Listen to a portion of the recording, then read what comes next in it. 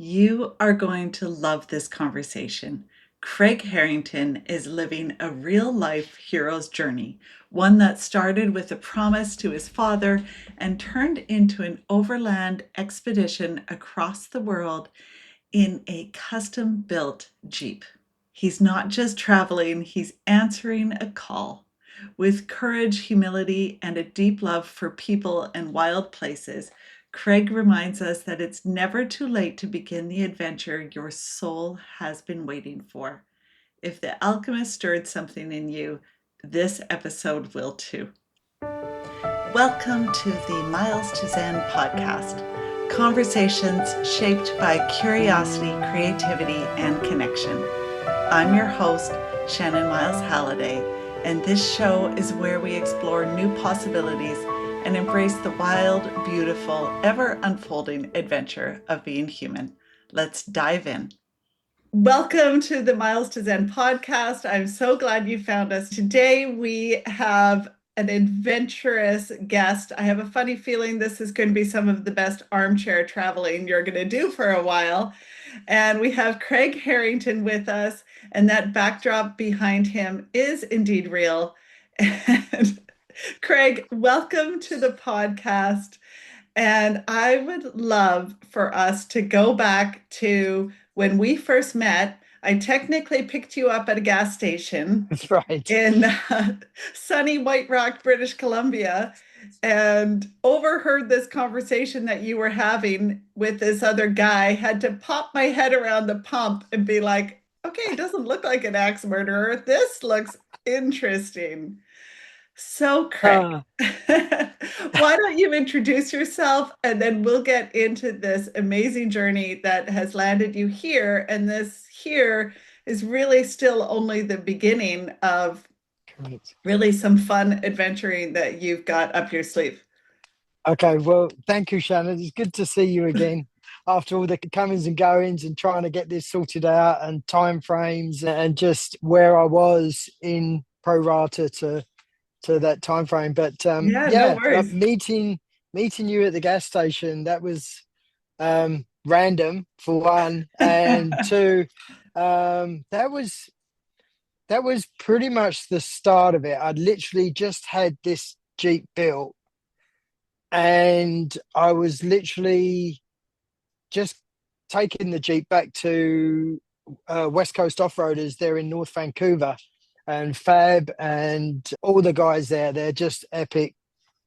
And him and Fiona, again, like a family, they welcomed me in, and we went over the build of the Jeep. And it wasn't simple for me. It's like, I'm not a mechanic, but I had to sit down and research the whole thing. So literally Fab would give me options to So spend. maybe before we get into this, Yeah. what was it that you had set out to do? Like for Oh, people that don't know and have never right. seen your Jeep, and I'm going to put down all the links to follow you on Okay. Instagram and wherever you have Okay. these things, and I'll Yeah. probably include a picture of this Jeep. But this is a pretty epic Jeep that you've Yeah. got. Um, Yeah. but maybe for our listeners that don't know Yeah. anything about you, what are you doing with such a cool Jeep? Like, Oh, where are well, you going? What's your plan? And the you the had told me that you were going to travel around the world and you right. just got back from testing in Death Valley or something. Right. Right. That's the plan. I mean, it was literally my goal was when I was young was to travel the world. And I was fortunate enough with my parents that they took us on holidays. And my parents coming from like sort of pre-war or during the war, they tried to give my brother and I the best that we could get. And I've always been thankful for them for the opportunities they gave us. But the key moment was I don't like zoos. And I vowed that if I was to see animals, it was going to be in their natural state. Saying that, that's how this all started. But I've coming to Canada, that was just going to be a pit stop. And then I was going to carry on. But So this was Craig at what age? Because you were brought up in the UK. brought up in the UK. My parents have always said to go see the world, like go. But so from the age of like 10, I'd always wanted to travel and see the world. But as life catches up with you, you get responsibilities and you have to work and you have to bang the beat to the drum. And as it went on, it was always in the back of my mind that I was going to do it. Fast forward to last, like 3 years ago, my father passed away from dementia, and he would have bouts of regressing back to his 20s, and he would think I was his younger brother, Trevor. And then I'll cut that story short, but basically what happened was one night he snapped out of it and he said to me, "You're not Trevor, are you? You're Craig." And I said, "Yes." And he said two things. One, go and buy that motorcycle you always wanted. And two, finish your journey. So that sparked or rekindled the flame to say, right, I've been a bricklayer most of my life and done some different jobs along the way. Before arthritis and my back giving out, now's the time to do it. So then my dad passed away, and then the process started. So it was kind of from the the pain of my father dying, I dove into researching what to build, how I'm going to do it, and how I was going to travel the world around the south of the equator. So that's how it all started. And I kept it to myself. I started doing research and doing what I was doing. I didn't tell anybody until I bought the Jeep. Oh, So, amazing. so that's how it started coming about. And the more I dove into it, the more I started like meeting people that were like-minded. And I'm a rookie.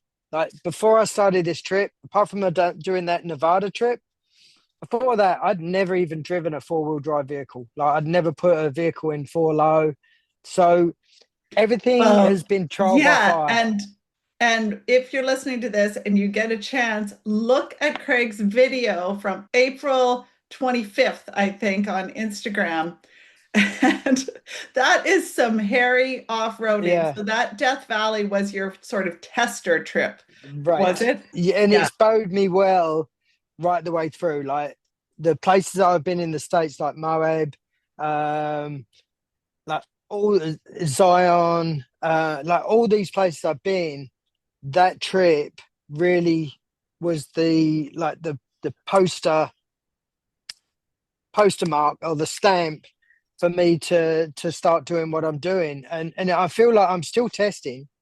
Every day is something new, but that's the thrill of it. And that's what excites me. It's a borderline of fear. It's like you kind of push yourself through it, but and when you get on the other side, there's paradise, like where I am now.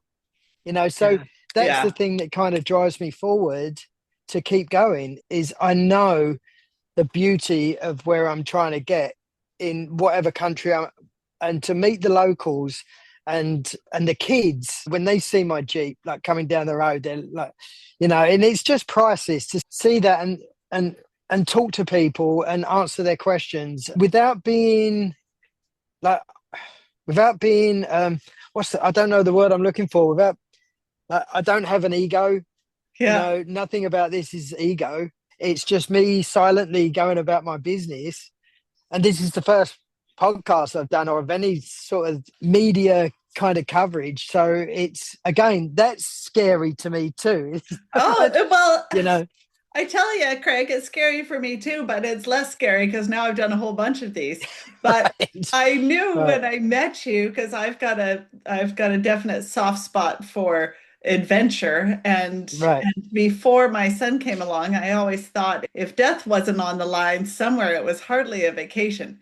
right, And and right. there's something about, being in those situations where you're a little bit nervous and Oh, sometimes scared, you're very close to living, right? And right. you And that's feel it. Yeah, you feel feel like you're alive. getting the most out of life. And I've recently reread The Alchemist, the book, and it talks Okay. about when you're following your dreams or looking for your treasure sort of thing, the world Yeah. conspires to help you.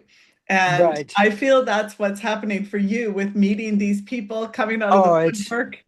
And it's so funny, Shan. You're so correct on that, Mark, because it's like the people I've met and the situations where, you meet somebody and then they say, well, like if you're coming to Zion, here's like stop in and see us. And then you stop in and see them, and then the whole company gives you e-bikes and takes you wow, rappelling and rock climbing, and you get all these experiences that I just feel that that's telling me that I'm on the right path, yeah, because nothing's it's like you're not working for it. I know things are going to get tougher, and I'm going to I'd be naive if I didn't think things, are going to get kind of worse at times. But all I can do is just be thankful for all the experiences I've had up until this point. yeah. And those, when life hits, that's usually the silver lining is you've got one hell Yeah. of a story. Well, to me, it's not about completing the world trip. Like I could Yeah. say, yes, I want to get to the bottom of Argentina and then ship to Australia or to London and then, circumnavigate Africa. Or I could say all that, but I might as well draw my path in pencil, because as I learn as I go and meet other travelers that are similar to me, I'll feed off of their experiences to then take a left turn or a right turn. You know what I mean? So Oh, I there's a love it. dance. Yeah, there is a dance with this. And you just have to listen. You just have to be aware of everybody that camps near you or with you or you meet. And there's so many like-minded people I'm meeting doing this. You've It's attracted crap. your tribe. But the tribe's always been here. Yeah. They're always here. And it's like they all say, it's not about completing the journey, it's about the journey itself. It doesn't matter if you finish it, if you don't go around the world and you only get to a certain country and then say, right, I'm tapping out. That doesn't matter, Mhm. because you're doing what you set out to do and you're trying. And Yeah. if that comes to an end, so be it. It's still a story, you Yeah. know.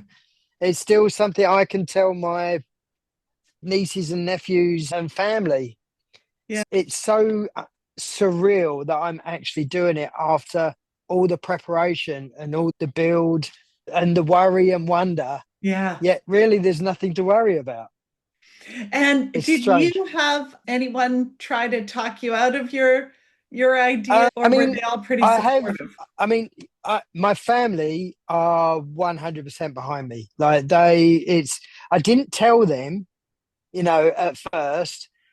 And even my mum didn't quite get it until, like, she knew I bought a Jeep, but until the camper went on, Right. that's when she went, holy moly, you're actually doing that, because there was a lot of talk and I didn't want to talk about it before because, you know, talk is cheap, Yeah. right? So it wasn't till everything was done and they were so behind me 100%. Yet some of my friends, I don't look at it as negative. I look at it as because they are generally concerned about my well-being, plus being hemophilia. And then the doctors, like, you know, the hemophilia department in St. Paul's, I have a guardian angel. She's like my nurse or doctor that I report into. And she was like, "What are you doing?" Right. But she said the same thing to me when I bought a motorcycle. So, Right. Right. she So knows. so what maybe you can tell people if they don't know what is Okay. hemophilia? What has that He, meant for you in your life? hemophilia is your blood doesn't clot. So my brother and I, it's hereditary. So my mum carried it. Me, me and my brother being boys, and plus the XY chromosomes. She knew basically when she had me that I would have it. So it was a case of we're like, if I have a tooth extracted, 9 times out of 10, I have to stay in hospital overnight. If there's a complication, then it could be a week. That's something I'm used to. Wow. Wow. So So your mom internal, would have wanted you wrapped up in bubble wrap as a she kid. never did. She never Wow. did. So the authorities back in England wanted to put my brother and I in special school, and that school has come under a lot of controversy. But my parents said no. Okay. My kids will live a normal life, understand what it is that they can and cannot do, and I rebelled against everything. Like Yes, I can imagine that, you, we Mr. Motorbike. right, and we ski like we would. My parents took us skiing when I was about 8, 9 years old.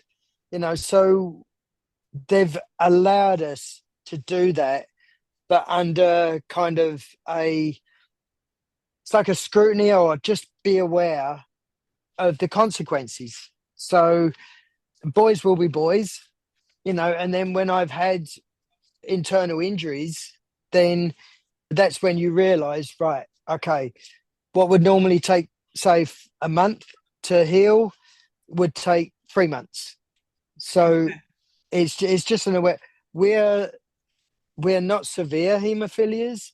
So I've seen kids that when they have to put blow up bags on their arms and legs and little crash helmets on just to go to the bathroom. So Wow. they don't even understand how to ride a bicycle. Or so, you know through my YouTube channel, once that gets going, because I haven't posted anything yet because I want to get a couple of countries ahead. Yeah. um if that does take off and generate some money, then that money will go to the hemophilia kids in Vancouver. Oh, that's So awesome. that's the Well, plan.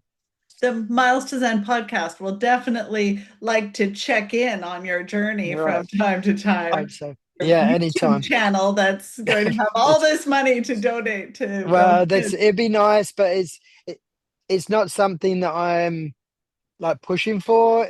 For me, the YouTube channel is just for family and friends to Yeah. to watch my journey, rather than sending in individual videos to different people. So I just thought, well, put it on YouTube. Anybody can watch it, including my family and friends. So Yeah. that's the aim. Nice.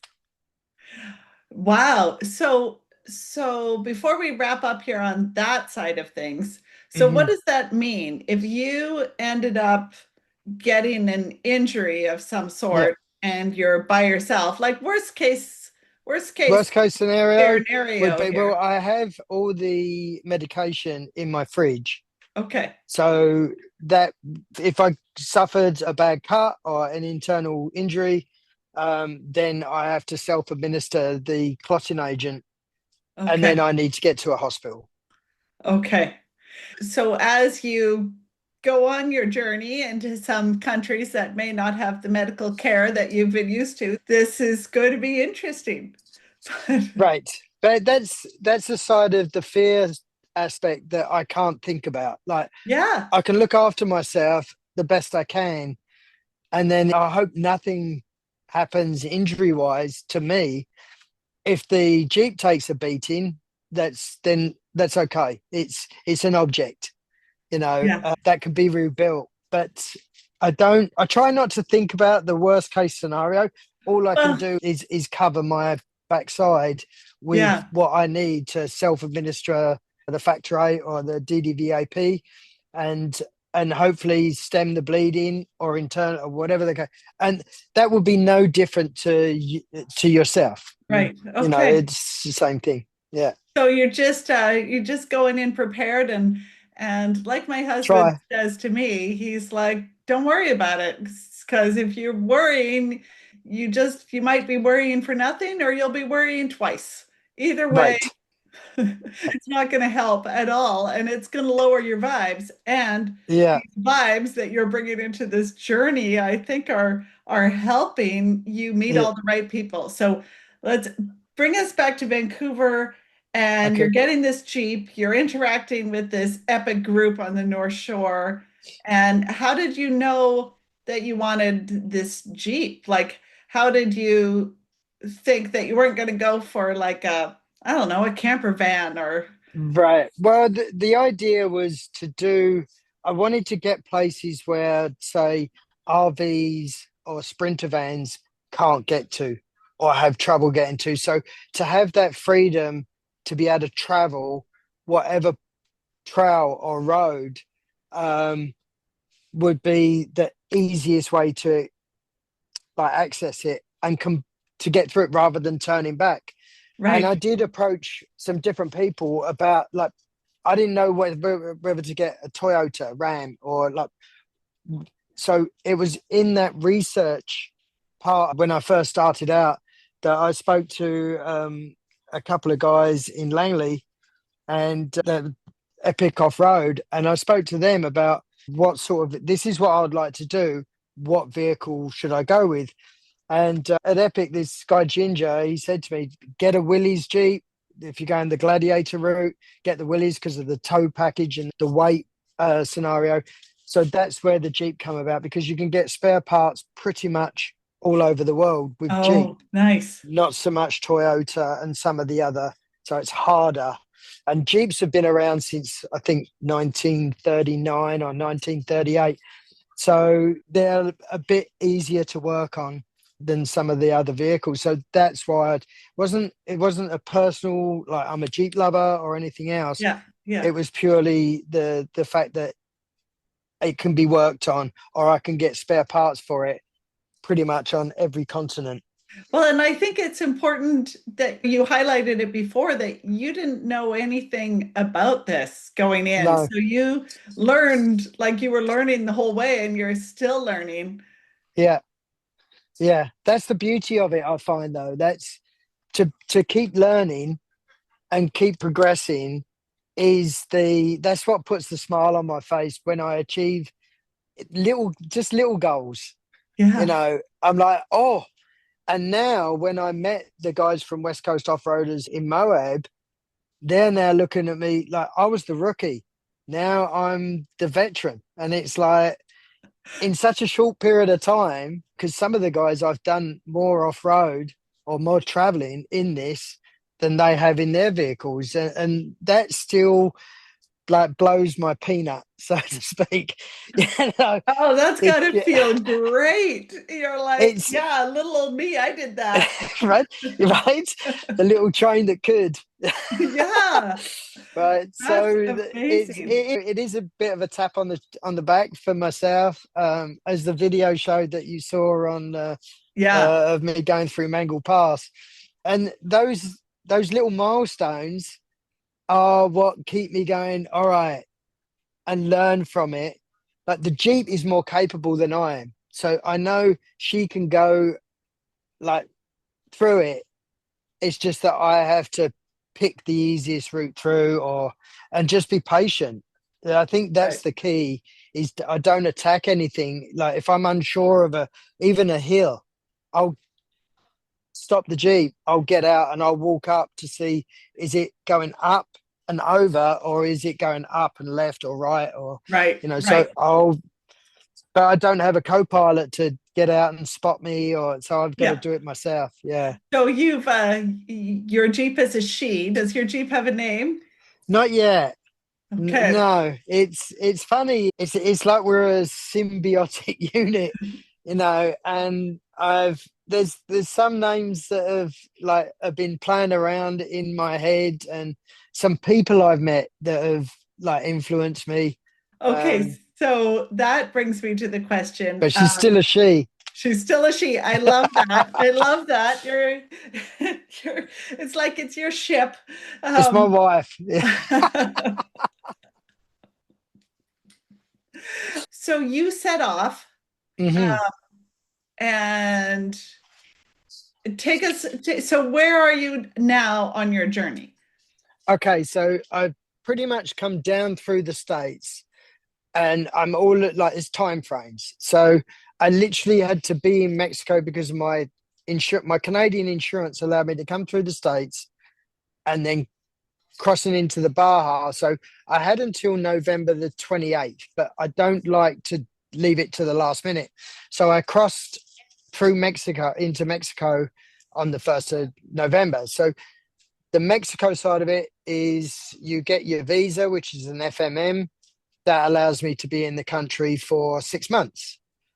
So then I get a travel insurance permit to insure the vehicle. And then when I get out of to Belize, then they pay me the money back for the travel insurance permit. And then I just transfer that to the next country. So that's pretty much how it works. But I'm governed by the visas, the traveling visas. I thought life admin. Yeah, right. Right. So that's Right. kind of how it works. And that's how I flow through the country. So this part of the journey, I'm basically going to look at, say, 4 months or 3, 4 months to be on the Baja because there's so much to see here. And then I'll cross from La Paz to the mainland and then head towards Belize.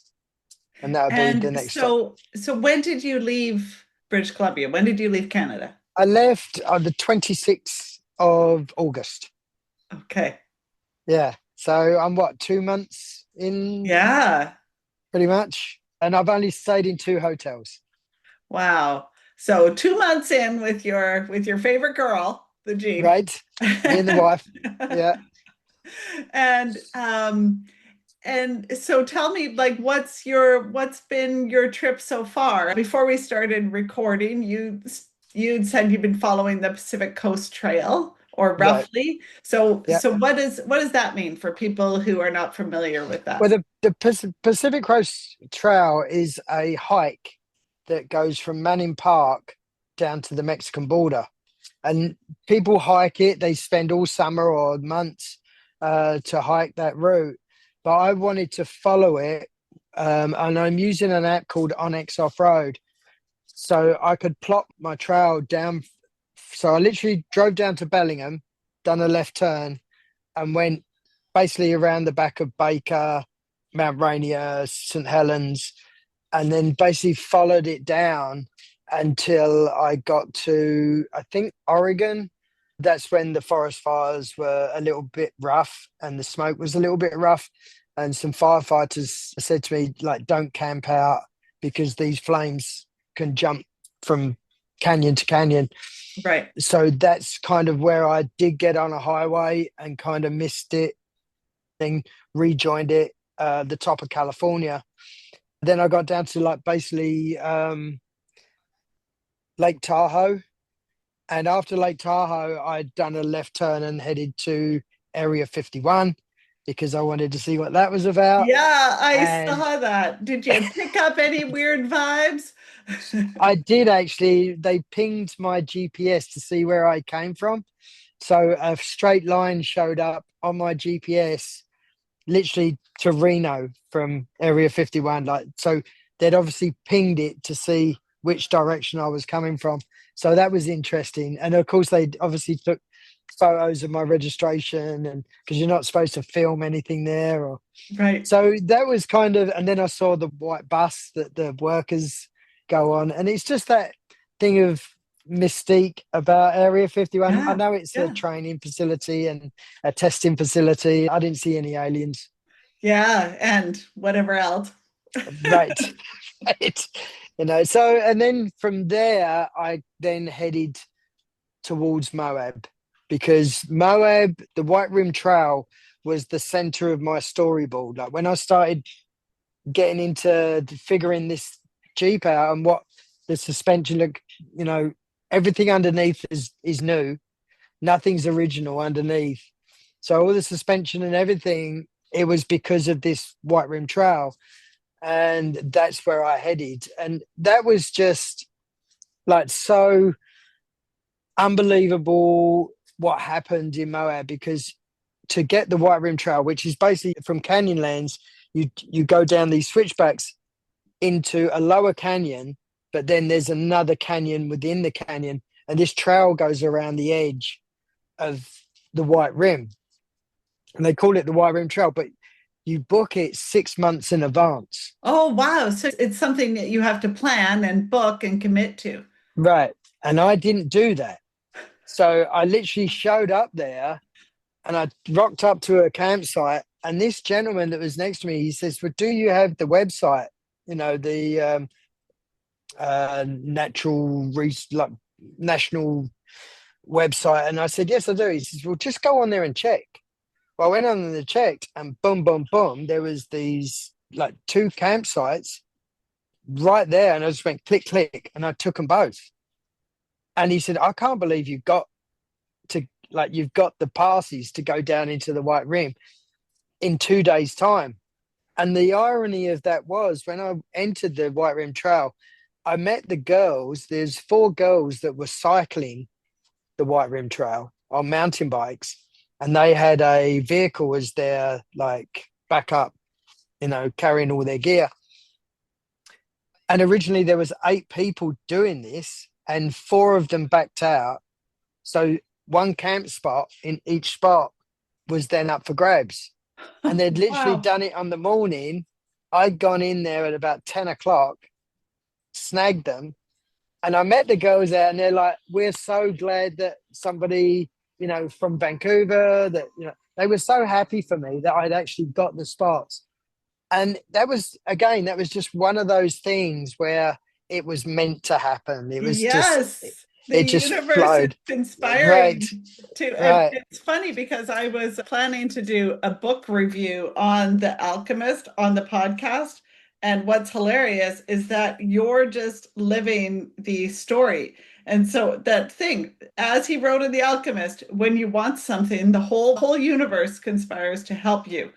And There we you go. haven't read So, this book yet, Craig. You need to no, like buy it at a no, secondhand bookshop or something because there's tons of them. And this is your story. yeah, it's so strange how those moments have kind of just like flowed in, and the stars have aligned, or whatever the case may be, whatever you want to call it. A lot of those things have happened. That's just one example. So there's the storyboard picture that was my inspiration for the build, and then I got to actually do it, and then lead off onto the rest of my journey. So So, did you actually create a vision board? Like, did you do the old-fashioned vision board thing? I did, yeah, on a map. So I had my map, and I'd work out all my pins, and kind of work out my basic route of where I wanted to go with like thread and stuff like that. So I had the vision of where I was going and pictures on the side. And of course, the White Rim trail was front and center. So that was just like one of those moments where I was like, I'm set. I'm made up. I'm done.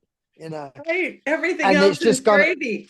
Yeah, and it's honestly, Shannon, it's literally gone on from there. And I, I think these things to happen like that, you've got to put the work in. Like if you put the work in and do the research, and I mean, this has this has been a 2-year adventure, like Yeah. just to build it, Yeah.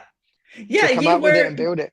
You've been ready to be ready. That's one of the things that Yeah, I love to talk about is, and when that ship comes through, you you got know, to go. you're ready. You're ready to take Right, advantage of it right. because you've done all the prep. You've done everything to be ready to be ready. So when that Yeah, dream train comes trucking through, comes you're barreling just like, through.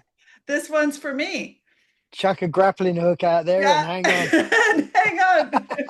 And just go, woohoo. Yeah. So I mean, that's basically it. The fear factor of it didn't really come into play because there's so many. I mean, did I think like, oh, am I scared? Is this going to happen? Is it not going to happen? Are things going to come in, like be put in my way to stop me doing it? And the universe tries. It'll throw you a Just curveball or two, making and sure it's you're serious. right. And then it wasn't until I actually went and I crossed the American border that I was like, I'm actually doing this. Yeah. So that was when it slapped me in the back of the head and went, wow, we're actually going, And then I was scared, I'm not going to lie, I was petrified at first, Yeah. like, but I just knew that I'd set the trail, and of course you don't know the trail. It's like a satellite image. You're plotting the route, but when you get on that trail, like you don't know if it's for salt, stone, and boulders and rocks. So there's sometimes where in one day, I only done 20 miles. And then it's getting dark. And so I maintain that I pitch camp by 4 o'clock. Don't matter Good. where I am, I'm pitching camp before, like, at 4 o'clock before it gets dark. And that's kind of the rule that I stick to. Yeah. Yeah, well, I think that's pretty smart. And there's another expression that comes to mind. There are old pilots and there are bold pilots, but there are no old, bold pilots. Right. So, you Right. want to, You've got to be smart. You've yeah, got to be a bit calculated. And I try not to take too many risks with what I'm doing because I am on my own. yeah, yeah. So I've got Well, and you all want the, to have another day of that's it. adventuring, right? Yeah. And And that's I've for got backups everything. from backups. I make sure that I've got enough, um, like satellite. I've got Starlink. I've got my Garmin with InReach. So, and I've got my family tracking my route. So, you know, if they see me stop, they know that I'm either camping or something's happened.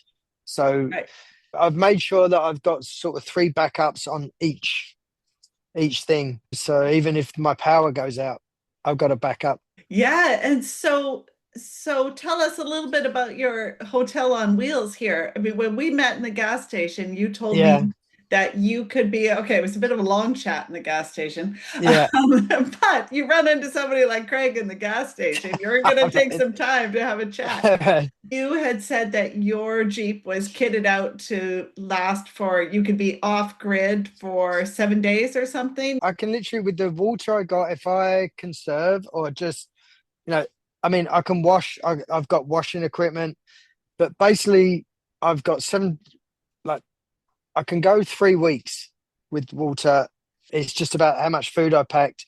I have a filtration system for my water, so I can draw water into the tank via streams, lakes, rivers, and it purifies it in and purifies it back to the tap to fill up my kettle.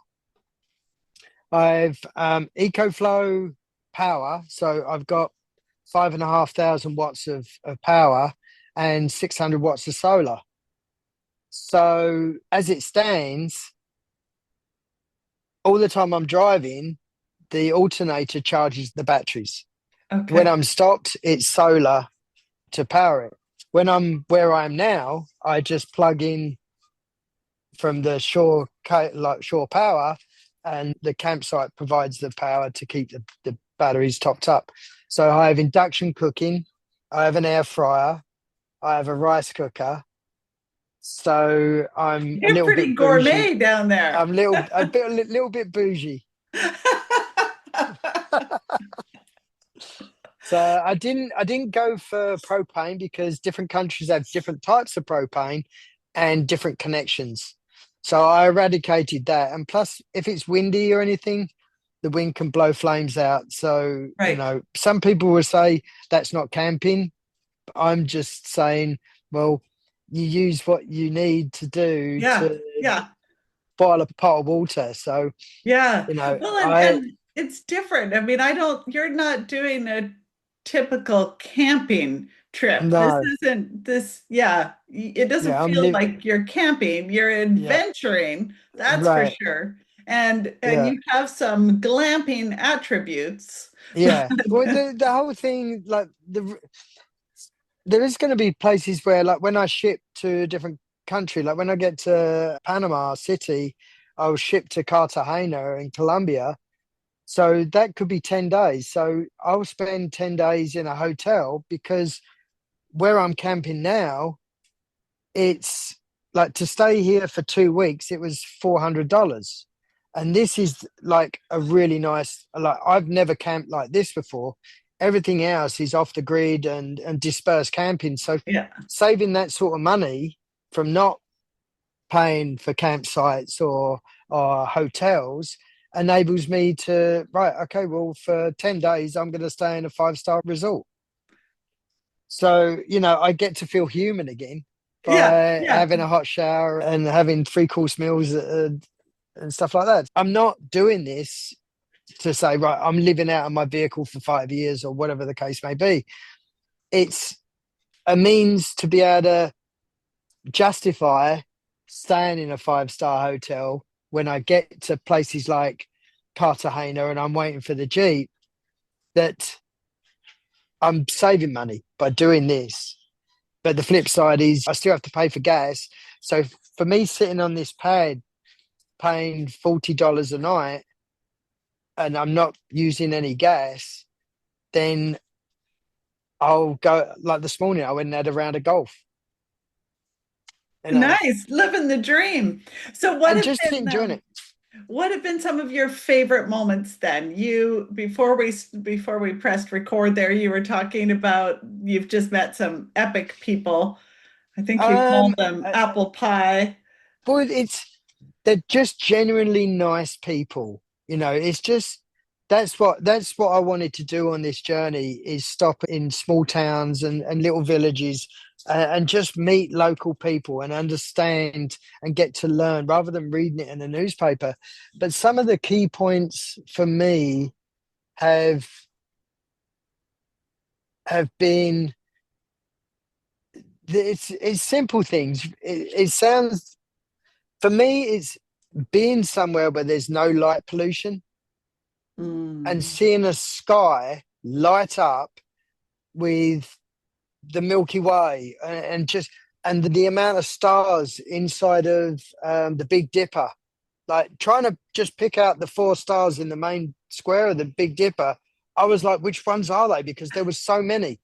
So Wow. that's seeing that and witnessing that, and just the silence and the vastness of where I am at some times, and understanding the pioneers of the North Americas and Canadas, of like, how did they travel through this area with horses and carts and a barrel with the lid screwed down or nailed down to keep the water in, when I've got like 14 gallons of, and this Jeep. It's it's just those moments that I've really enjoyed, is just like understanding what they went through, or the views, the sunrises and the quietness, all those things that you never really get to experience. Maybe once or twice when you're out at a lake and you're like, I can't hear anything. Yeah. They're the moments to me that I've really enjoyed. And some of the things that I've seen is White Rim Trail, that flash flood that came through, hailstorm. I literally had to hunker down in the Jeep because my campsite got flooded. But as I looked out the side window, the water was going over the rim and it was going straight up in the air. So it was a vertical waterfall. Wow. Yeah, yeah, yeah. And you don't, it was like being in the Matrix, because Yeah, you it's like, are you sure nobody added some extra mushrooms to your dinner that night? right, right. But that's what happened, and it's so strange to witness. And all my camera stuff was in the front cabin, and I was in the back.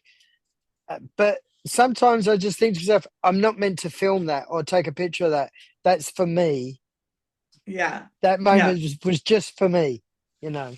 Oh, And and that's, they're the yeah. things. They're the things that just blow my mind, and just puts a little smile on my face, as if to say that was just, that moment there was worth it. Yeah. You know. And that was just for you. Yeah, Yeah. yeah. That's I mean, It's not there for is anybody else. something beautiful about just being present and absorbing some really cool thing that you're seeing rather than capturing it.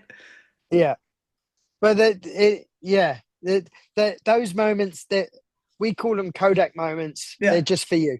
They're Yeah. just Yeah. a view or something that happens. I mean, some things that have happened with animals coming across or down my trail, or like a bear and a cub. Those moments are just for me, Yeah. and I could talk about it, but it's people will say that's not possible, and I don't care what people think. That's something that through this journey I've learned is I don't have to explain myself Yeah. to anybody. It's just that's I saw that. I don't know. It'd be as Oh, if I saw sounds Bigfoot. lovely.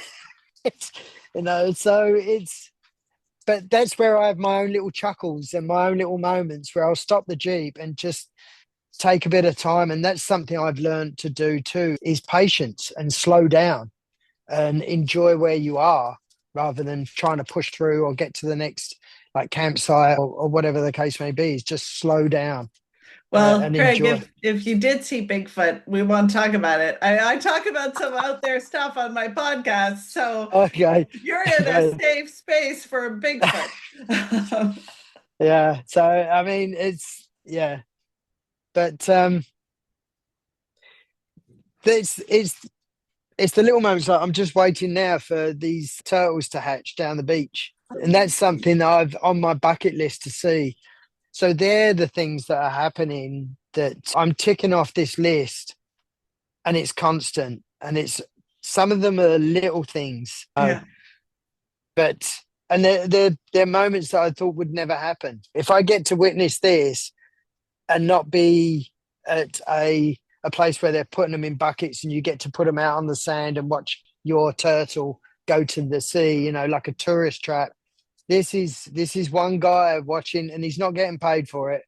He's watching these nests every night, and if I get to experience that and watch these turtles go out into the Baja there, yeah, that I would be mean, that's special. pretty, yeah. I mean, and those moments in nature are pretty magical, right? There's not too Oh, many people that get to experience that.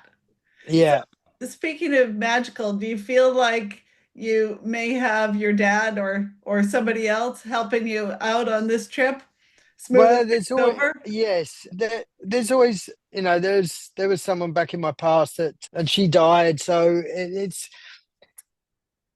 it's something that where like my dad was always with me when I rode my bike. So Right. my dad is always he's always going to be here because I think about it often. It's like the food he didn't like, the food that he wouldn't eat, the things he wouldn't do, right? And eating this stuff and thinking my dad would hate this stuff, right?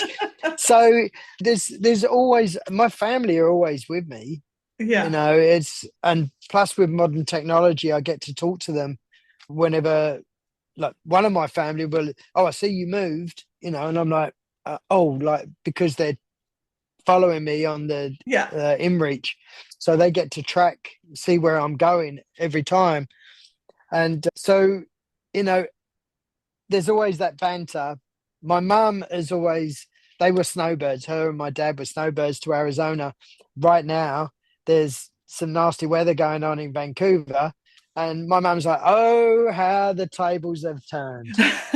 So, but it's like she'll say that, but at the end of it, she'll say, it's your turn now. Oh, so So, nice. So right? nice. Yeah. They're the ones that keep me in check, and it's always nice to see a familiar face because everybody's a stranger until you sit round a campfire with them and hear their story. And I'm more interested in hearing other people's stories than I am telling mine. Yeah.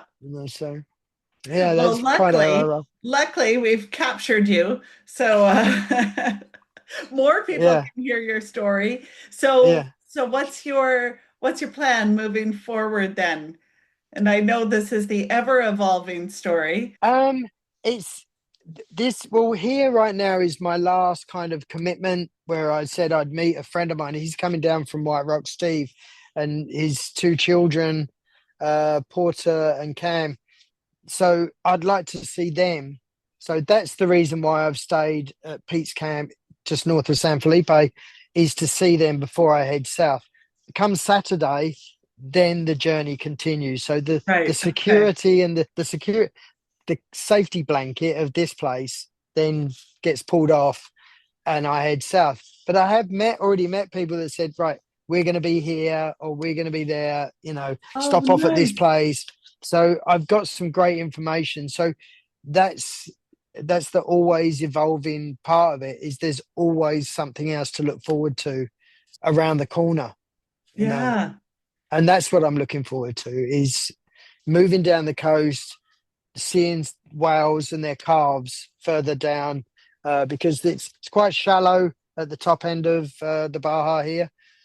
But once I get down to the Bay of Conception, that's where all the whales and the dolphins are. And so if I can get out there on a paddleboard or a kayak, and go experience that, then again, tick. That'll be That's amazing. the You thing. know, I Yeah, often talk to my husband about the only drama I want in my life is dolphin and maybe donkey drama. And, right. and just Uh, experiencing them in really beautiful habitats. yeah. And for me right now, it's just watching the sunrise, is watching the pelicans, diving for fish, which I saw this morning. The tide was in, the orange sun come up, and you got pelicans diving for their morning breakfast while I'm making coffee. And that's when I just feel very thankful to have this opportunity to do what I'm doing. Yeah, So that's amazing. So then you don't really need to ship your Jeep for a while. The first time when you ship it will be from where to Colombia? Panama City. Oh, So Panama City. Okay. once I've done Belize and then gone down and done Costa Rica, then I'll go down to Panama City and then ship to Cartagena in Colombia. Okay. That's the short one. So uh, that's pretty much from sorting it out and getting it into the container. So I built this to fit in a 20-foot container. Or if I meet some other like-minded travelers, then it gets cheaper by putting two vehicles in a 40-foot container, Right, right. ship it to Cartagena, and then from there I'll work my way basically down through Peru, Chile, and into Argentina, maybe into the Amazon basin. But again, it's like-minded travelers that I'll talk to. Just if they say, don't miss this, or Yeah. don't go there, or, so that's basically it. Work my way down to the tip of South America. From there will be the choice. I think it's leading more to ship to Australia and then do the travel through Australia and then ship to Cape Town and then drive up to London and then ship from London to Halifax, drive across Canada back home. Oh my So goodness. That just sounds amazing. so that's Amazing. but the route, as I said before, might as well be in pencil because that might change as well. Right? So I don't know. Well, I just interviewed this amazing woman from South Africa who's got a beautiful game reserve. I'll put you two in Oh, touch. I'd love to. Yeah, yeah, She's that'd be been awesome. she's been rewilding this particular area and has reintroduced cheetah and lion and Oh, rhino and elephant. She's oh, that would be considering you and fantastic. your love of animals.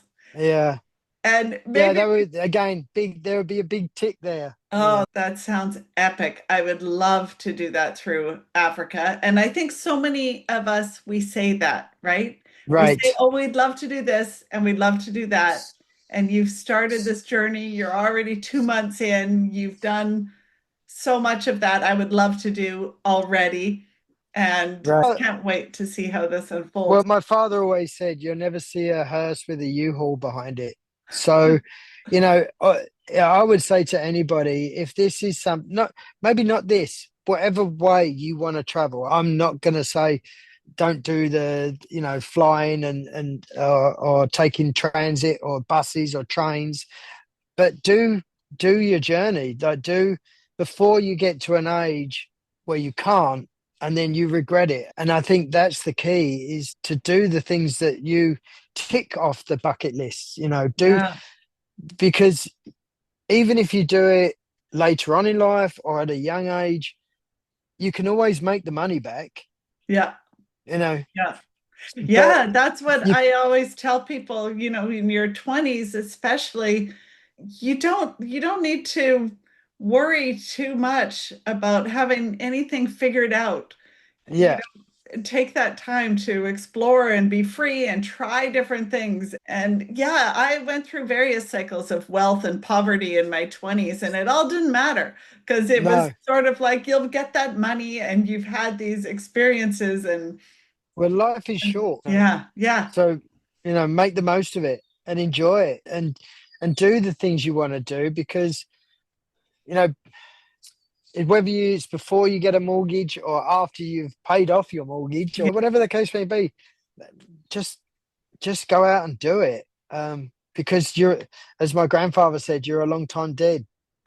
right, right. It's funny. I always ask my guests for their words of wisdom when we wrap up. And I mean, you beat me to the punch because Oh, okay. that's amazing. I think But that is the best advice I can give is the money can always come back to you. Work yeah, two jobs or do overtime, but do the things that you want to do before it's too late.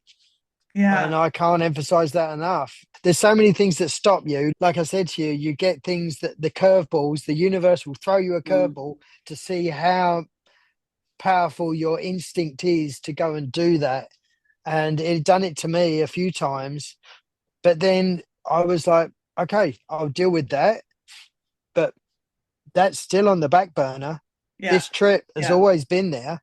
yeah. And it's just that it's taken me to I was 62 2 days ago. So, Happy it birthday. thank you. But it's taken me all this time to complete this journey or try to complete it. And I have no regrets. And I'm just glad that I'm having a go at it. Like I said, doesn't matter if I complete the whole world, Yeah, you yeah. know, however far I get, that's the experiences. It's not the destination, it's the experience and the journey in the Yeah, meantime. I just did a series of podcasts recently called the Creative Soul series, and I thought that it was going to be all about creativity, but really it morphed into creating the life that you love, and that Right. is do the thing and Yeah. just do it scared and go for it. Yeah. And so Yeah. I'm putting you in that subcategory on YouTube as well in my Creative Soul series because you're doing exactly that. You're creating all these experiences for yourself.